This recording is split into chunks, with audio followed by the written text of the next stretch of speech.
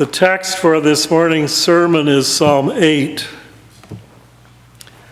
O Lord, our sovereign, how majestic is your name in all the earth. You have set your glory above the heavens. Out of the mouths of babes and infants you have founded a bulwark because of your foes, to silence the enemy and the avenger. When I look at your heavens, the work of your fingers, the moon and the stars that you have established, what are humans that you are mindful of them, mortals that you care for them? Yet you have made them a little lower than God and crowned them with glory and honor. You have given them dominion over the works of your hands. You have put all things under their feet, all sheep and oxen, and also the beasts of the field, the birds of the air, and the fish of the sea, whatever passes along the paths of the seas. O Lord, our sovereign, how majestic is your name in all the earth. May God bless the reading of the word. In 1982, the Cabbage Patch Kids hit the market in the United States. These odd but charming dolls were quickly in great demand all around the country. You would see children carrying them to church and other places wherever they went.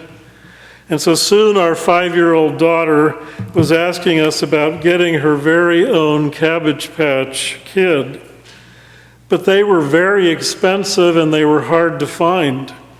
And so we explained to her that Mom and Dad did not have enough money to buy her one of these dolls, even if we could find one. And she seemed to accept that news pretty well, and we did not hear any more about it for the time being. But later in the year, a retired couple in the church that we were serving presented our daughter with a gift one Sunday morning. She opened the package, and there was a Cabbage Patch Kid.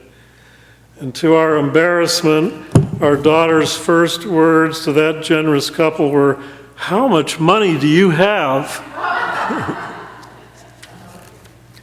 Children often have a disarming way of speaking the truth, or at least raising questions that we adults would hesitate to face openly. In Psalm 8, verse 2, the psalmist contrasts the innocent power of children with the not so innocent intentions of the enemy and the avenger. Out of the mouths of babes and infants you have founded a bulwark because of your foes, to silence the enemy and the avenger. You may recall that Art Linkletter had a segment on his show, People Are Funny, that was titled Kids Say the Darndest Things. And he would engage children in conversation by asking them questions and then listen to their sometimes embarrassing but often insightful remarks that were coming from their unique children's perspective on life. In another setting, one mother shared how she went to the bank seeking a mortgage, and she needed to take her 7-year-old son along with her on that errand. And so as she sat down with the mortgage advisor, her son sat down also, and he said to the man, "Hello, I am not her husband." Another parent reported an exchange between a soccer coach and some very young children. The coach said to the children, "Now when you're trying to score a goal, kick the ball with the laces of your shoes." And somebody's 4-year-old daughter responded, "Excuse me, we are in preschool. There's nothing but Velcro walking around here." Out of the mouths of babes and infants you have founded a bulwark because of your foes, to silence the enemy and the avenger. Perhaps the most famous example of this truth-telling by children is the fable of the emperor's new clothes. You remember how an emperor is conned by some weavers into believing that they are making a fine cloth for his new suit. But of course, it doesn't really exist.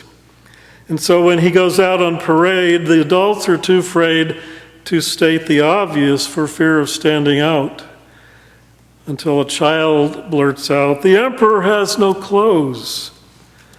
"Out of the mouths of babes," says the psalmist. Psalm 8 is the first praise psalm in the book of Psalms.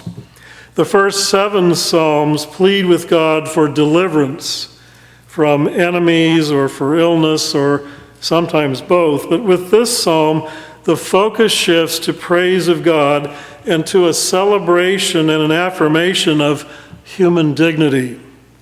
In this vast universe, what is our place? This psalm begins and ends with praise to the Creator of us all.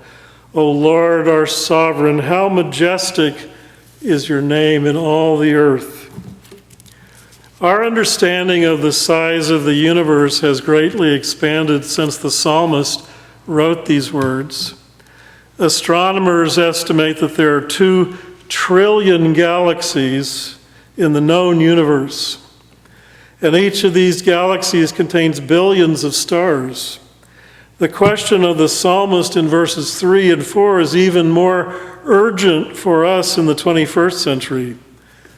When I look at your heavens, the work of your fingers, the moon and the stars that you have established, what are human beings that you are mindful of them, mortals that you care for them? The astronomer Carl Sagan noted, "As long as there have been humans, we have searched for our place in the cosmos. Where are we? Who are we? We find that we live on an insignificant planet of a humdrum star, lost in a galaxy tucked away in some forgotten corner of a universe in which there are far more galaxies than people." Well, yes, our universe is vast beyond imagination, but are the words insignificant and humdrum and forgotten corner really scientific words? The immense distances of space and the age of the universe prompt us to ask the question, what is the basis for human worth and dignity? And what is our place in the world? In 1953, J.B. Phillips published a book titled, "Your God is Too Small." Phillips was an Anglican clergyman and Bible translator who had a passion for making the message of the scriptures real to modern people. And in one section of this book, "Your God is Too Small," where he is examining inadequate ideas of God, he wrote, "There is a conception of God which seems at first sight to be very lofty and splendid, but which proves paradoxically enough on examination to be yet another of the too small ideas. It is to think that God, who is responsible for the terrifying vastnesses of the universe, cannot possibly be interested in the lives of the minute specks of consciousness which exist on this insignificant planet." When we think that our God is too small, we notice that the psalmist began by contrasting the innocence of children with the questionable intentions of the enemies and the avenger. And here our small size and the brevity of our lives contrast with the age and the size of the universe. And so with the psalmist, we too ask the Creator, what are human beings that you are mindful of us? Some current estimates place the value of the approximately 20 chemical elements that make up the human body to be around $1. But of course, we do not look at ourselves or others as merely a complex arrangement of chemical elements. Genesis tells us that we are made in God's image, but this does not mean that we are junior gods. It means that we belong to the Creator, and therefore each of us is priceless. I once visited a woman lying in a hospital bed, and when she learned that I was doing volunteer chaplaincy in that hospital, she explained that she could not believe in God. And so I invited her to tell me more. And she told me that she didn't see how God could possibly keep track of the billions of us living on this planet. Well, we discussed that briefly, and I gently pointed out to her that we already had computers that could keep track of billions of records. Sometimes we lose sight of our place in the world because our God is too small. Psalm 8 asks the question, what is our place in a world that is so much bigger and so much older than we are? Listen again to verses 5 through 8. Yet you have made them a little lower than God and crowned them with glory and honor. You have given them dominion over the works of your hands. You have put all things under their feet, all sheep and oxen, and also the beasts of the field and the birds of the air and the fish of the sea, whatever passes along the paths of the seas. You have given them dominion, sings the psalmist. Now, in the Bible, dominion does not equal domination. We are not called to dominate the creation or our neighbors. God requires of us that we treat the planet and all who live here with respect.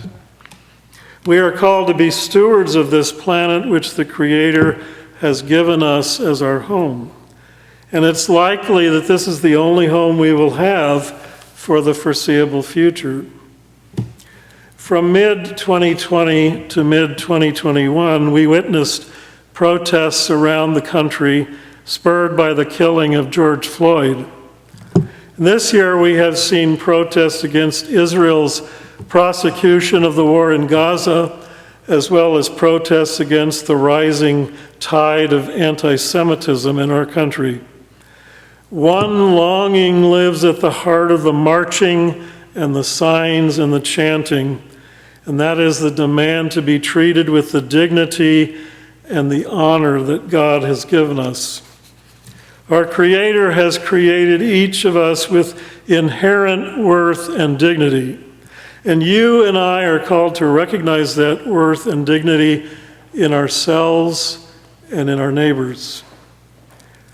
When the direction the world is taking frightens us, we may want to echo the fearful words of Psalm 3, verse 7, where the psalmist says, "Rise up, O Lord, deliver me, O my God.